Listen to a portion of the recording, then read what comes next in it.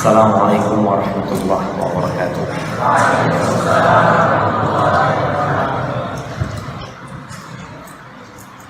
Alhamdulillah alladzi bi ni'matihi tatimmu shalihat. Segala puji bagi Allah Jalla Jalaluhu yang karena nikmatnya kebaikan-kebaikan menjadi sempurna. Kita bisa bangun, kemudian menuju ke rumah Allah itu karena kemudahan yang Allah berikan kepada kita.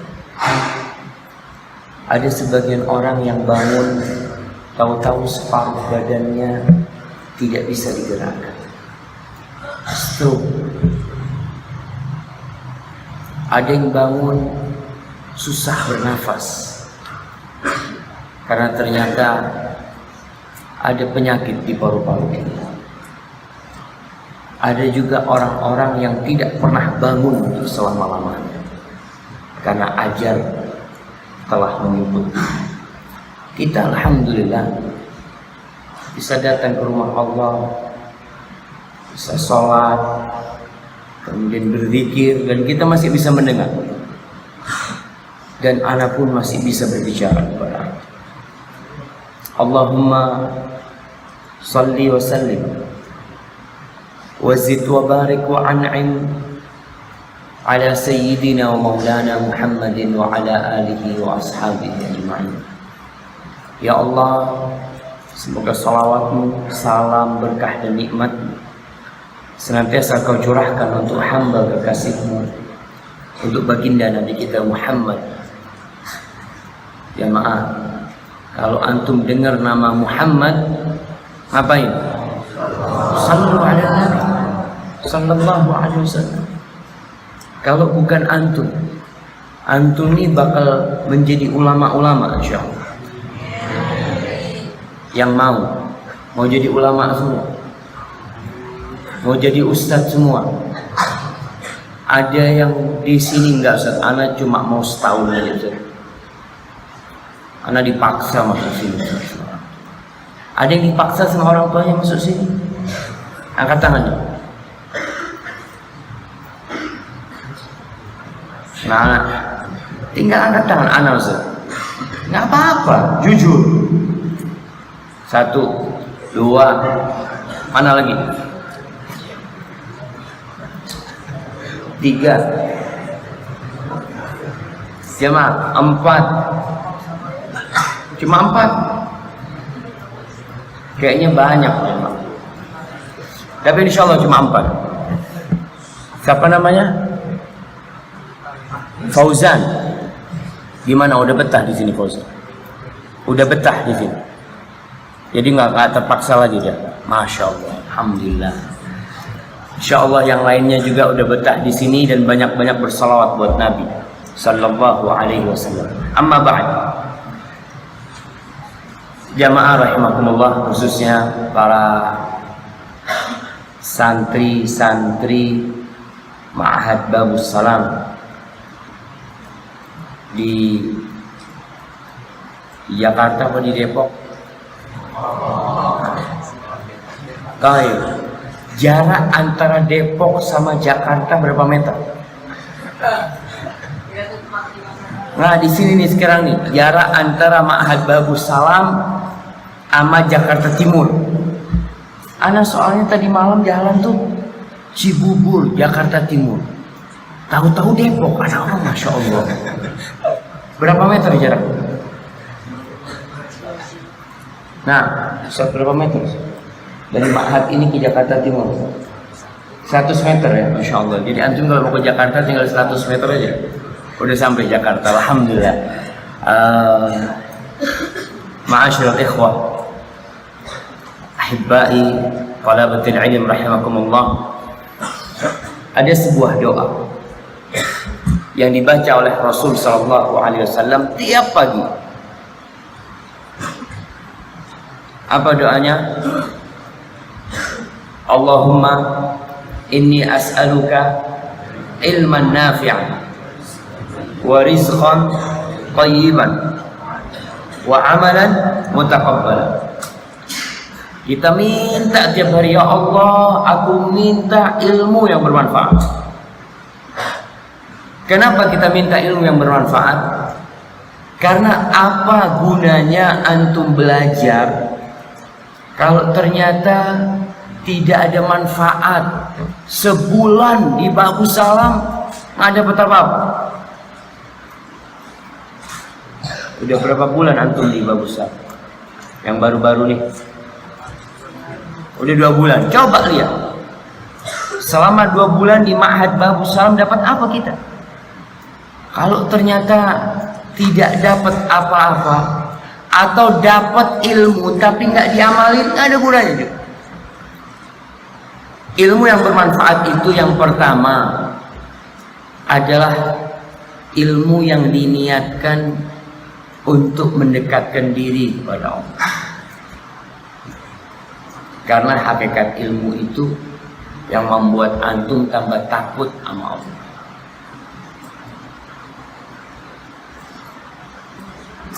Yang kedua, ilmu yang bermanfaat itu ilmu yang diamalkan. Jadi antum belajar sebulan, 2 bulan di sini ada perubahan. Awalnya anak nggak paham Ustaz, dan anak tidak pernah sholat qobliyah ba'diyah. Alhamdulillah, sejak masuk Ma'had Bagus Salam, anak dapat penjelasan dari seorang ustaz kalau sholat sunnah 12 rakaat itu bisa bikin rumah di surga. Anak kepingin punya rumah di surga. Orang tua anak kesian rumahnya kecil, kontrak di sini, paling tidak anak juga bangunkan buat mereka rumah di surga. Masya Allah, itu bermanfaat. Pernah suatu hari Ibunda Sufyan Ats-Tsauri berpesan kepada anaknya. Sufyan Ats-Tsauri ulama besar dari kalangan muhadditsin, dia itu anak yatim, nggak ada bapaknya. Ibundanya berpesan kepada Sufyan, dikasih duit 10 dirham. Nuntut ilmu tuh butuh duit, butuh biaya, butuh bekal. Maka Ibunda Sufyan dengan kerjaannya yang bisa disebut dia sebagai tukang tenun, dia ngasih anaknya 10 dirham. Nah, khudh hadhihi 10 dirham. Nah, ini kau pegang nih 10 dirham. Wa ta'allam biha 10 ahadits. Kau belajar dengan uang 10 dirham itu 10 hadis. Jadi tiap hadis harganya berapa? 1 dirham. Kau belajar 10 hadis. Wanzur, setelah kau belajar 10 hadis, kau lihat nih, ada nggak perubahan sikap di diri?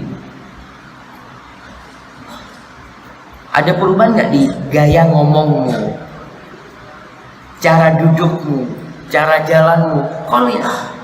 Kalau tidak ada, berhenti, nggak usah belajar. Kalau tidak ada, berhenti. Kenapa? Aku takut ilmu yang kau pelajari itu jadi balak buat kau, jadi petaka buat kau. Tapi kalau ternyata kau lihat 10 hadis itu berpengaruh di akhlakmu, di perilakumu, kau lanjutkan. Wa u'inuka bimirzani, aku akan berusaha membantumu untuk jadi ulama, untuk menuntut ilmu dengan tenunanku. Kau belajar terus. Ibu capek nggak apa-apa nak, yang penting kau sukses. Itu peran orang tua kita. Ternyata Sufyan langsung belajar dan belajar terus, dan ada perubahan di dirinya. Antum paling tidak ada perubahan. Nanti itu anak-anak orang di kampung kita itu nggak akan tanya berapa nilaimu, nggak akan tanya. Juara berapa di kelas, nggak ditanya. Mereka akan melihat perubahan sikap dari. Apalagi yang tiap Sabtu pulang, Orang kampung langsung lihat nih. Siapa nama antum? Ramadan. Sekarang bulan Dzulqa'dah gitu. Ramadan apa Ramadan? Ramadan, bukan Ramadan. Antum lahir kapan?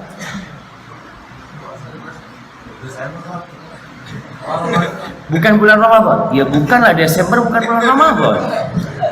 Baik, Ramadan. Ramadan kalau pulang kampung, orang akan lihat. Oh, Masya Allah. Ramadan sekarang berubah. Kalau ketemu orang tua, Assalamualaikum, Masya Allah. Ketemu anak-anak, Assalamualaikum, Masya Allah. Orang langsung, oh berarti benar nih belajar. Niatnya insya Allah benar. Dan tunjukkan kita. Artinya kalau kita melihat, ya Allah, anak capek belajar Ustaz. Yang nggak capek itu jamaah, ngapain? Tidur aja masih capek. Orang bangun tidur sakit semua badannya. Yang nggak capek ngapain? Mati ya. Antum akan bikin capek orang kalau mati. Orang akan sibuk mandikan antum, potongin antum, galiin kuburan, nginjek-nginjek antum. Tuh. Tapi kalau antum masih hidup, apalagi nuntut ilmu, butuh kesabaran. Sabar dalam menuntut ilmu, Masya Allah.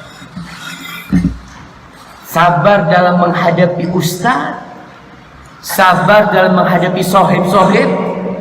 Sohibnya kadang-kala ada yang jahil, ada yang suka gangguin, dan kita harus sabar. Dan sabar dalam mengamalkan ilmu itu serta mendakwahkan. Nabi Musa alaihissalam ketika mau belajar sama Khidir atau Khadir, apa kata Khadir kepada Nabi Musa? Innaka lan tastati'a ma'iya sabra. Kau nggak akan kuat sama aku. Kau nggak akan sabar. Susah. Tapi Nabi Musa berusaha. Enggak, aku akan sabar. Jauh Nabi Musa belajar sama Khadir. Maka ingat, sekarang antum udah belajar, supaya ilmu itu bermanfaat, antum harus sabar.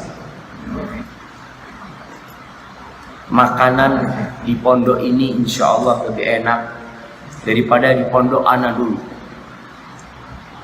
Kita kadang-kala ngantri udah panjang. Pas makanannya, antum tahu ikan pindang? Hah? Apa bahasa Betawi? Pindang juga. Tahu pindang yang kecil-kecil? Udah ngantri panjang sampai tempat antrian habis. Penuntut ilmu yang benar, dia mengatakan inna lillahi wa inna ilaihi raji'un. Ya, mau gimana sudah, bismillah. Makan nasi sama garam, nikmat. Asalkan hatinya nikmat. Yang bikin makanan enak itu bukan rasanya, tapi hatinya. Hatinya antum. Antum kalau dikasih makanan dengan menu fantastik, semua makanan, tapi antum habis dimarahin sama orang tua, makan. Enggak, aku nggak mau makan. Kenapa? Karena hatinya lagi nggak enak. Tapi kalau hati antum sedang nyaman, hati antum sedang lapang, menerima takdir Allah Jalla Jalaluhu, semua yang di depan itu jadi enak. Nasi, walaupun sama garam doang, mungkin lebih enak dari sahib-sahib antum yang makan sama abon, yang makan sama apa, karena hatinya sedang tidak suka.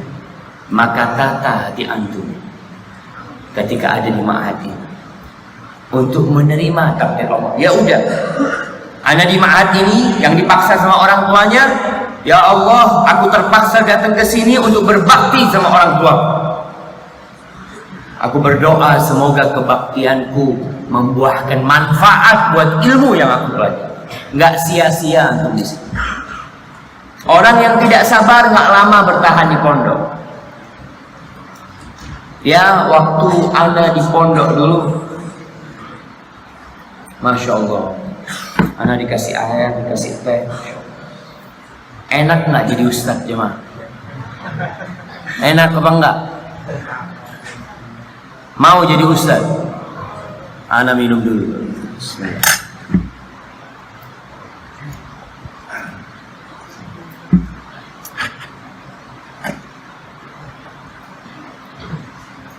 Sampai mana? Sampai mana tadi kita? Hah? Sampai minum dulu? Bukan jemaah. Ana jadi lupa, Masya Allah. Sampai mana? Oh, yang dipaksa sama orang tuanya. Ya, ilmu. Ya, yang terpaksa itu mudah-mudahan bermanfaat. Dia niatkan untuk berbakti kepada orang tuanya. Haibati fillah. Di antara agar ilmu kita bermanfaat itu adalah kita menjaga hubungan baik sama ustaz, sama guru kita. Ada orang-orang yang ilmunya tidak bermanfaat gara-gara dia suka ribain ustaznya. Antum tahu, 6 tahun sekolah lulus nggak jadi apa-apa, nggak barokah ilmunya. Aja kita lihat teman-teman yang kuliah di Indonesia, kuliah di Madinah, pulang sebagian jadi sampah masyarakat. Ada. Kenapa nggak barokah ilmu? Gimana kau ribain ustadzmu, jelek-jelekan ustadzmu? Padahal dia yang ngajari engkau bahasa Arab, ngajari hadza kitab. Masya Allah, kau harus sabar menghadapi itu. Sabar ya Allah, mudah-mudahan ustadzku ini killer banget ya. Ada ustadz-ustadz yang kalau istilah di kampus itu killer, pembunuh. Sebenarnya enggak. Ustadz-ustadz yang kayak gini nih yang bermanfaat, yang tegas. Kita dulu punya di Madinah ustadz, kalau muridnya telat kata ustadz di luar. Tapi ternyata ustadz ini yang bikin kita disiplin. Kita jadi tahu diri. Sebelum waktunya kita sudah hadir. Tuh ustadz kalau ngasih soal ujian, soalnya 15, nilainya cuma 5. Bayangin, kita ternyata soal 15 itu membuat nilai kita jadi tinggi. Kalau nilainya 5 soalnya cuma 1, antum salah, ya udah habis 5. Tapi ini 15, kita salah 1, masih tinggal 14 soal yang kita bisa jawab. Membuat kita lebih pintar, lebih semangat belajar. Yang tidak bersabar tuh, tadi ada ceritakan di pondok kita di Bondowoso dulu, waktu kita awal masuk jumlah siswanya 35. Tahun pertama, tahun terakhir tinggal 5. Kemana yang 30? Kabur. Nggak betah. Nggak betahnya karena makan kadang-kala. Nggak bertahnya karena ya alhamdulillah pondok sekarang tuh harus bersyukur lagi. Ada yang kena gatel-gatel ya? Nggak ada.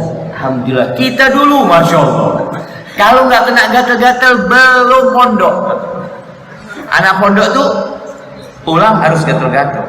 Oh berarti kau ikhlas karena gatel-gatel. Enggak, karena pondoknya dulu kotor, jorok jemaah. Masya Allah. Kita minum air dulu itu Masya Allah. Kadang-kala kita minum air kok lihat habis. Jadi ada wadah airnya dari gentong. Tahu gentong? Dari tanah. Kita buka, Masya Allah, banyak uget-ugetnya. Jadi selama ini kita minum, tapi sehat ya Bang. Nggak ada yang sakit, alhamdulillah. Maka antum harus bersama. Baik, agar ilmu bermanfaat, kita harus jadi orang yang bermanfaat. Rasulullah SAW pernah ditanya sama para sahabatnya, ya Rasulullah, ayyun nas ahabbu ilallah. Wahai Rasul sallallahu alaihi wasallam, manusia kayak apa sih yang paling dicintain Allah? Nabi sallallahu alaihi wasallam mengatakan, ahabbun nas ilallah anfa'uhum linnas. Orang yang paling dicintai Allah adalah orang yang paling manfaat buat orang lain. Kita di pondok nih harus memberikan manfaat buat saudara-saudara kita. Ada sampah, nggak perlu nunggu tukang sampah. Ada sampah, nggak perlu nunggu tukang sampah. Oh, bukan tugas anak, bukan. Tugasmu sebagai muslim, aku nggak ingin nih sahib di pondok lihat ada satu sampah di pondok, angkat pindah. Nggak ada yang ngeliat, ustadz nggak ngeliat, sahib nggak ngeliat, yang ngeliat Allah Jalla Jalaluhu. Innallaha kana alaikum raqib. Allah tuh ngawasin gerak-gerik kalian. Di toilet, lihat toiletnya kotor, antum bersihkan. Aku ingin orang yang masuk setelahku berbahagia masuk toilet. Nggak ada yang tahu dia bersih di toilet, siapa yang ngeliat? Allah. Kita tumbuhkan tuh, kita kasih manfaat buat orang lain. Kita ngelihat ada pakaian di pinggir jalan, karena sebagian itu ya belum mandiri. Kadangkala pakaian kotor dia lempar, kemudian ketika ditanya pakaian siapa ini, wallahu a'lam bishawab. Wallahu a'lam bishawab, pakaianmu tuh kata dia. Nah, kau lihat sesuatu yang mengganggu, kau singkir. Kalau engkau sudah sampai tingkatan memberikan manfaat kepada orang lain, insya Allah kau nggak akan ganggu orang lain. Nggak akan ganggu orang lain. Kadangkala kalau buka keran di kamar mandi, pelan-pelan. Jangan kenceng-kenceng, nanti kelewatan. Setelah kelewatan nggak bisa ditutup, keluar kamar mandi takut. Ada orang kabur gitu. Padahal air itu terus keluar. Dosa siapa? Dosa nggak ada yang tahu di pondok, tapi Allah tahu. Oh, ternyata nih orang memberikan bahaya buat orang lain. Kalau di pondok tidak bisa ngasih manfaat buat orang lain, kalau ketika di pondok tidak bisa menjaga tangannya dari menjahilin orang, kira-kira kalau jadi ustadz gimana ustadz? Nggak bermanfaat juga. Belajar di sini untuk memberikan manfaat agar ilmunya bermanfaat. Bersihkan. Lihat satu paku, katakan jangan sampai ada temanku yang kena paku. Taruh paku itu kan. Ada orang yang masuk surga gara-gara ranting pohon. Ranting pohon di jalan, dia ngeliat, oh dipindahkan ke pinggir dari tengah jalan. La yu'zi hadzal muslimin. Semoga ini nggak gangguin orang-orang Islam, kata dia. Apa yang terjadi buat orang ini? Allah ampuni dosanya, Allah masukkan dia ke surga. Maka para santri, supaya ilmu bermanfaat, tadi kau lakukan hal dan berdoa, minta sama Allah Jalla Jalaluhu. Kalau yang terpaksa ya udah terpaksa datang ke sini, jaga amanah orang tua. Jangan tidur-tiduran ketika waktunya belajar. Jangan ngobrol ketika waktunya aktivitas bersama yang lain. Ada teman-teman kita nih, antum insya Allah punya sahib tuh, tapi biasanya jarang, yang hanya mau ngambil manfaat dari orang lain, tapi tidak mau kasih manfaat buat orang lain. Orang yang kayak gini kita kasih nasihat. Maka para jamaah, kalau antum dapat sesuatu dari orang tua, bagi-bagi sama sahibnya. Kita dulu ada teman yang kalau dapat oleh-oleh dari orang tua ditaruh di lemari, ditaruh di bawah baju. Kalau mau makan, buka lemari, kepalanya masuk. Ada nggak kayak gitu di sini? Insya Allah nggak ada. Yang kedua yang diminta, warizqan thayyiban, rizki yang halal. yang baik. Karena rizki yang baik itu berpengaruh kepada ilmunya. Kalau yang dikasih sama orang tua yang haram, yang antum makan yang haram, ilmunya juga nggak bermanfaat. Doanya nggak dikabulin. Dan yang ketiga yang diminta amalan mutaqabbal, amalan yang diterima oleh Allah Jalla Jalla. Baik, jamaah yang terakhir, ana mau cerita Ibn Tahir, salah seorang alim ulama. Dia itu dalam masa menuntut ilmu sempat kencing darah 2 kali. Kencing darah 2 kali. Supaya antum mensyukuri nikmat yang Allah berikan di sini. Masya Allah, masjidnya pakai kipas. Paling tidak kita tidak kepanasan. Kamar pakai AC. Kelasnya nyaman. Ibn Tahir dia mengatakan, bultud dama marratain fi talabil hadis. 2 kali aku kencing darah dalam menuntut ilmu hadis. Marratan di Makkah wa marratan di Baghdad. Yang pertama aku kencing darah di Mekah. Yang kedua aku kencing darah di Baghdad. Kenapa? Kuntu amshi hafiyan fil haq. Aku jalan kaki itu nggak pakai alas kaki, panas terik mentari, panas jalannya. Wa kuntu ahmilu kutubi ala dhahri. Bukunya aku gendong di punggungku. Dan aku tidak minta-minta semua. Yang datang aku makan, yang tidak aku yang penting belajar. Yang pertama di Mekah, yang kedua di Baghdad.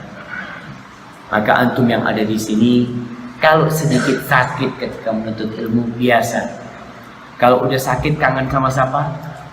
Sama mama. Mama, ya wajar. Kangen sama ibunya wajar. Tapi ingat, aku di sini untuk membuat ridha orang tuaku. Waridallah fi ridhal walidain. Keridhaan Allah berada di keridhaan kedua orang tuaku. Ya Allah, bantu aku untuk membuat orang tuaku ridha dan antum semangat belajar.